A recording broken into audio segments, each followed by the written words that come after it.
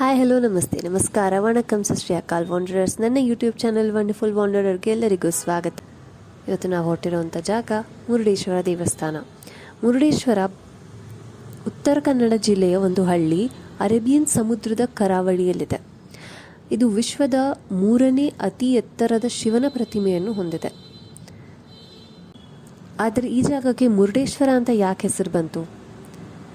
ಈ ಹೆಸರಿನ ಮೂಲ ರಾಮಾಯಣ ಕಾಲದ್ದಾಗಿದೆ. ಈ ಕಥೆ ಎಲ್ಲರಿಗೂ ಗೊತ್ತಿರುತ್ತೆ.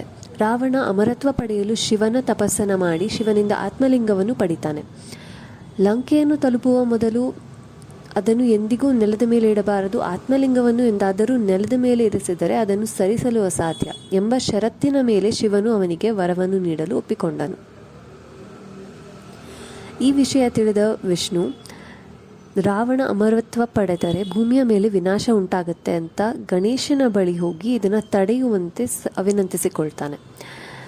ರಾವಣನು ಪ್ರತಿ ಸಂಜೆ ತಪ್ಪದೆ ಪ್ರಾರ್ಥನೆ ಮಾಡುವ ಅತ್ಯಂತ ಭಕ್ತಿಯುಳ್ಳ ವ್ಯಕ್ತಿ ಎಂದು ಗಣೇಶನಿಗೆ ತಿಳಿದಿದ್ದು, ಇದನ್ನು ಬಳಸಿಕೊಂಡು ರಾವಣನಿಂದ ಆತ್ಮಲಿಂಗವನ್ನು ವಶಪಡಿಸಿಕೊಳ್ಳೋದಕ್ಕೆ ಅಂತ ಒಂದು ಯೋಚನೆಯನ್ನು ಮಾಡ್ತಾನೆ. ರಾವಣ ಗೋಕರ್ಣ ಸಮೀಪಿಸುತ್ತಿದ್ದಂತೆ ವಿಷ್ಣು ಸೂರ್ಯನ ಬೆಳಕನ್ನು ಅಳಿಸಿ ಅವನಿಗೆ ಮುಸ್ಸಂಜೆಯ ನೋಟವನ್ನು ನೀಡಿದನು. ಆದರೆ ಆತ್ಮಲಿಂಗವನ್ನು ಕೈಯಲ್ಲಿಟ್ಕೊಂಡು ತನ್ನ ಸಂಜೆಯ ಆಚರಣೆಗಳನ್ನು ಮಾಡಲು ಸಾಧ್ಯವಾಗುವುದಿಲ್ಲ ಅಂತ ಚಿಂತಿಸ್ತಿರ್ತಾನೆ ರಾವಣ. ಅದೇ ಸಮಯದಲ್ಲಿ ಬ್ರಾಹ್ಮಣ ಹುಡುಗನ ವೇಷದಲ್ಲಿ ಗಣೇಶನು ಅವನ ಎದುರಿಗೆ ಬರ್ತಾನೆ. ರಾವಣ ತನ್ನ ಆಚರಣೆಗಳನ್ನು ಮಾಡುವಾಗ ತನ್ನ ಆತ್ಮಲಿಂಗವನ್ನು ಹಿಡಿದಿಟ್ಟುಕೊಳ್ಳುವಂತೆ ವಿನಂತಿಸಿಕೊಳ್ತಾನೆ ಮತ್ತು ಅದನ್ನು ನೆಲದ ಮೇಲೆ ಇಡದಂತೆ ಕೇಳ್ಕೊತಾನೆ. ಗಣೇಶ ಅವನೊಂದಿಗೆ ಒಪ್ಪಂದ ಮಾಡಿಕೊಂಡು ರಾವಣನನ್ನು 3 ಬಾರಿ ಕರೆಯುವುದಾಗಿ ಮತ್ತು ಆ ಸಮಯದಲ್ಲಿ ರಾವಣ ಹಿಂತಿರುಗದಿದ್ದರೆ ಆತ್ಮಲಿಂಗವನ್ನು ನೆಲದ ಮೇಲೆ ಇಡುವುದಾಗಿ ಹೇಳಿದನು.